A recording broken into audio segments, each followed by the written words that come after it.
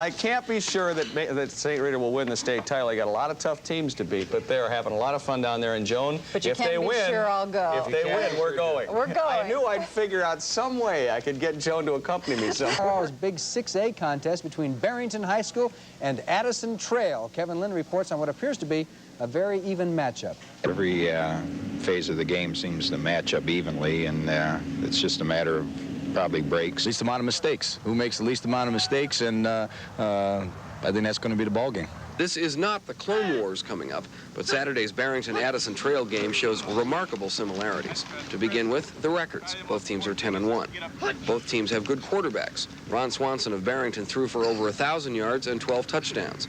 Addison Trail, Scott Hartwig threw for 1,000 yards too, and in cases like this one against Lyons Township, he can run when he has to. 400 yards rushing for him.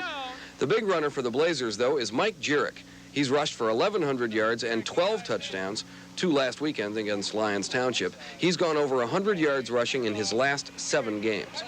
By contrast, the Broncos have their own workhorse in Bob Rogers. He's also a 1,000-yard rusher. He's a dart and cutter type who picked up 220 yards rushing in a game this year. Get down close, he'll find a way in for you.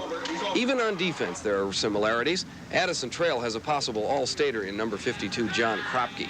He and his big buddies have allowed only 50 points against them in the last 9 games. On the other side is Addison Trail's possible all-stater, number 70, Greg Bowen. The Broncos' defense has allowed only 34 points scored against it in its last 7 games. Very similar, right down to the game plan. No surprises.